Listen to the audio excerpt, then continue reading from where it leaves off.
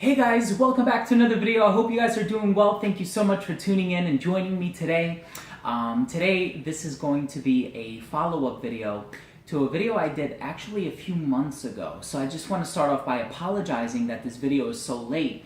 But one thing that I like to do year after year is I like to make these Q&A videos because I always get asked questions by my subscribers, from my subscribers I should say, and I always try to do my best to answer those questions in a timely manner.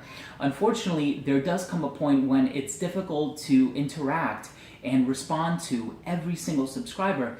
So I do these videos, and if I see that there are some questions that are gauging or generating interest and they get asked multiple times, then I want to do my best to address those questions. It could be in an individual video in which I address that topic solely, or it could be a video like this, where it's just a spur of the moment, off the cuff, just a Q&A video. I want to get your answers out there to you because you guys deserve it. So I do apologize for being so late with this video, and I'm not going to answer every single question in this video. I'm probably going to divvy this up into a few separate videos. Reason being is because I actually did a video like this in the past, and I remember one year it ended up being like over an hour long, and it took like an hour to process and rasterize or whatever, export, and then it took like another hour to get uploaded to YouTube.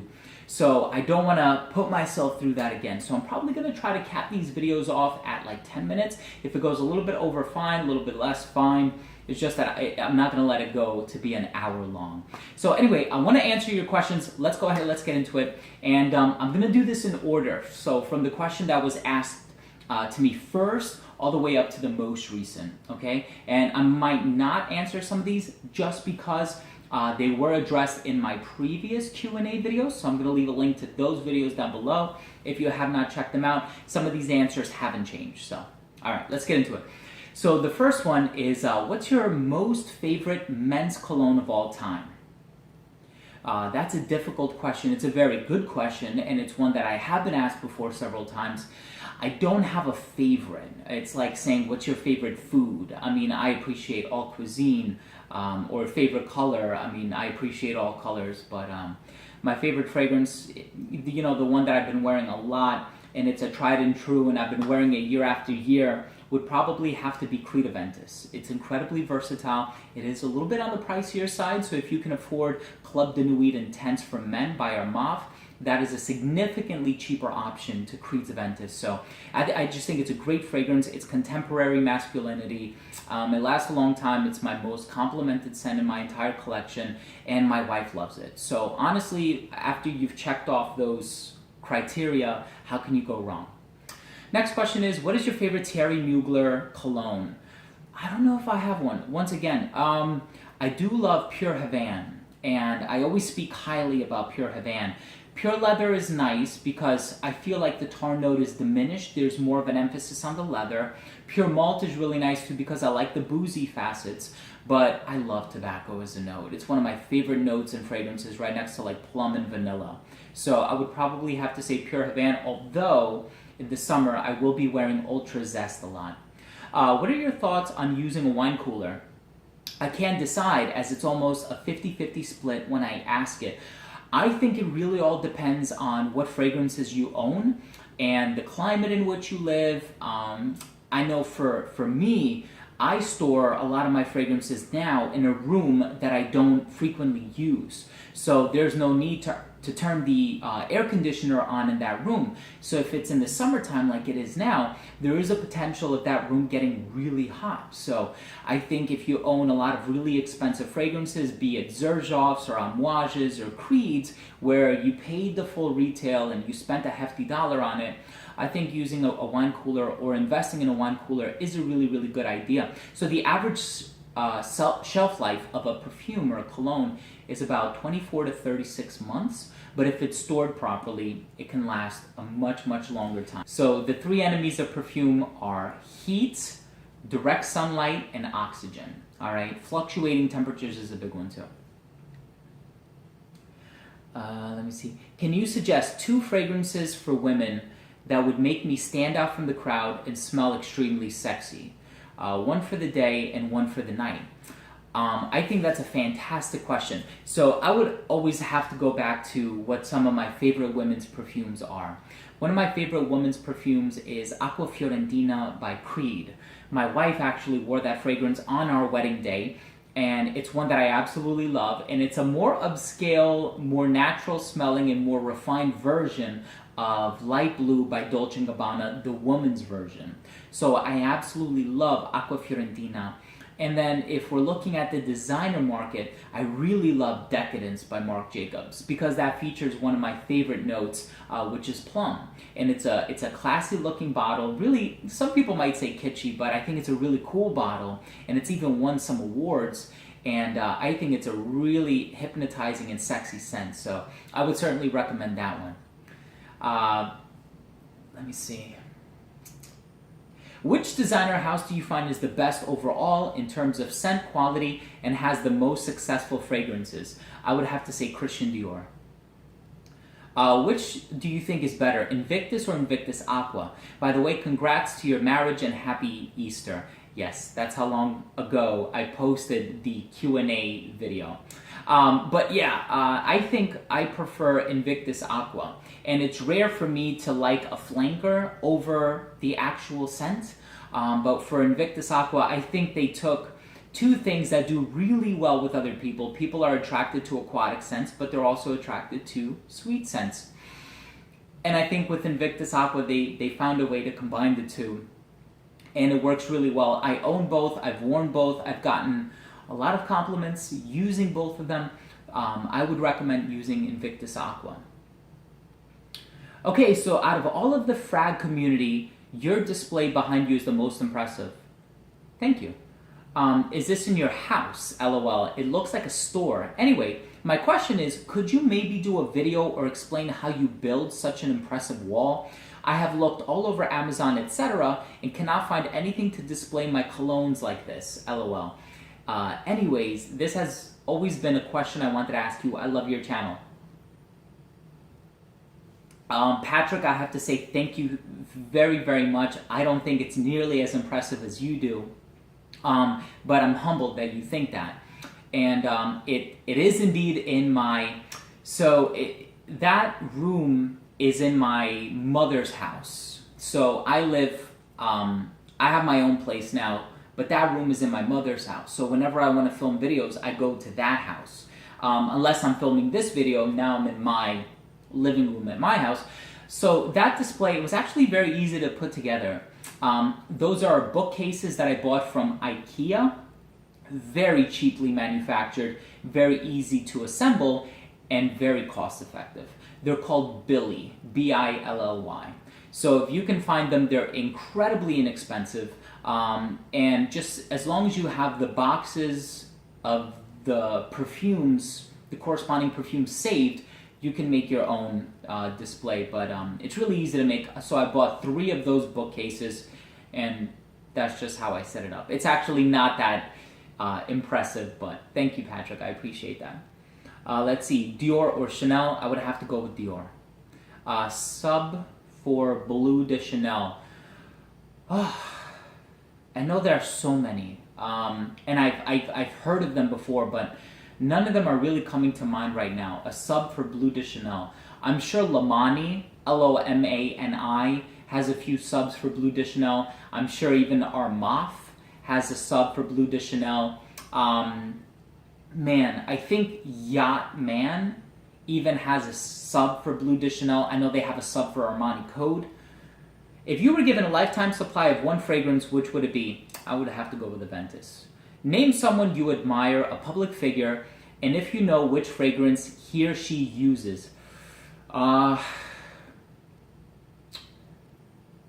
Maybe John Lennon? I'm a fan of Paul McCartney too, don't get me wrong. I know it sounds like heresy, but I think I prefer Paul McCartney over John Lennon. Even though I think John Lennon was the more creative one, I think I love Paul McCartney's melodies. And I'm seeing him in concert in a couple months. But John Lennon was not into colognes. He wore a lot of oils, as one could imagine. He had a lot of patchouli oil. I know he wore a lot of patchouli oil. Don't remember where I read that though, so. How many fragrances do you currently own, and how much do you think you've spent on them in total? I don't know how much I've spent on them in total because a lot of the fragrances that I own, not a lot, but a good number of the fragrances that I own were given to me, and I've been collecting since I was 10 years old. When I was in high school, I had about 30 bottles in my collection. So I know a lot of people have 30 bottles now as frag heads, but I own about 500. But I can't really say how much I spent on them. I really don't know. Have you ever gotten your nose on Ralph Lauren's monogram? It's discontinued from the 80s. Any similar scent advice would be appreciated. It was such an amazing scent. And I believe you, but unfortunately I've never smelled it. How and when did you get into fragrances? That's an amazing question. So Mursalin, I hope I'm not mispronouncing your name. Thank you so much for asking that question. So I got into fragrances when I was 10 years old, and my mom bought me my very first bottle of CKB by Calvin Klein. And then I remember my aunt bought me Woods by Abercrombie & Fitch, and I always loved wearing those fragrances and smelling them, and I would appreciate the bottle and the design and everything. And I remember one year my mom wanted me to help her order some fragrances online. So I said, yeah, I'd be more than happy to help you out. And she goes, almost as like a thank you, she said, I'll buy you any fragrance you want. And being as though I'm Greek, I saw Givenchy's pi, and pi is a Greek, it's a mathematical symbol, but it's also a Greek letter. It's a letter of the Greek alphabet. And she goes, oh, I have a friend who used to wear this, and it's so mature and sophisticated. And I said, yes, I want to buy pi. And I remember I wore pi, just like Christo from the channel Batawi Blood. I wore it when I was much, much, much younger. So you can always say, you can say that my mom got me into fragrances, and I really do appreciate that. Just checking in to see if you sell decants of the fragrances you have behind you, sir. If so, where can I go to buy? I don't really sell my bottles because I am a collector, but I have sold decants from time to time, just because with a lot of my fragrances, even if you look at like a Dior Privé, I mean, the bottles are so big. I can never afford to wear 8.4 ounces of that stuff with as many fragrances as I have in my collection. So there have been times when I've sold decants. The best way to see if I'm currently selling anything is to join my Facebook group. So I'm going to leave a link to that down below too. But if I do sell decants, it will never be on my YouTube channel. It will be on my Facebook group or something like that. Jake asks, what is the most expensive fragrance you own right now? I would probably have to say Creed Spice and Wood, which was about $600 something, although I did get in on a split, so I didn't end up paying that much for it. I think I paid maybe close to $300 for it, but yeah, I think that's, if like bottle-wise, that's the most expensive one that I own. Which fragrance would you recommend that is the same caliber with La Nuit de l'Homme, Dior Homme, and Aventus in terms of quality and uniqueness of smell, but provides beast mode or very appreciative projection and longevity? Again, I think there's a plethora of scents out there. If we're talking about clones, there's no clone for La Nuit. There is F Black by Salvatore Ferragamo. Dior Homme, there's Paul Smith Man. Aventus, there's Club de Nuit Intense for men. But if we're talking about a fragrance that has the uniqueness of all of those and it projects and performs really well, I mean, I think Spice Bomb is a really unique scent, and that performs really well. That has really good projection and longevity for me. I have the vintage formulation. But that's a really difficult question to answer. I think there are so many unique scents out there. It really, you could even say Interlude Man. Interlude gives you beast mode performance. I don't even think you'd want any better performance than Interlude Man, and it's a unique scent. So I think, I'm sorry if I didn't answer that question directly, but which fragrance would you recommend? Oh, I'm sorry, the same question was repeated. What makes you happy, and do you have any tips about life? Same person. A lot of things make me happy, you know, spending time with my wife, spending time with my family. My dogs make me very happy. I love coming home to them. Fragrance, of course, makes me very happy. You know, lately I've been into working out, so just resistance training, cardiovascular activity, that makes me really happy. You know, stress is the #1 killer in the world, and I know some of us will not admit that, but it does so many harmful things to our bodies. It contributes to every major disease. It releases cortisol in our bodies, which makes us gain weight. I mean, it does so many bad things for us. So that's such a good question. Just if you want to manage stress, or if you want to de-stress, what I would recommend you do is you take a sheet of paper and you write down all of the things that are stressing you out. And if there are things that are within your control, try to address them right away. Try to tackle them right away. If it's something that you cannot control, put it in God's hands, or you know, whatever you believe in, and just put it out into the atmosphere.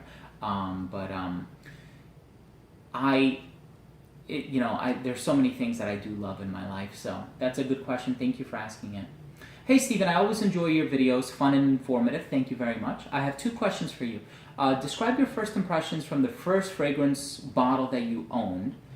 2, describe your motivation/story for taking fragrance collecting more seriously rather than owning a few bottles. Thanks in advance and have a great day.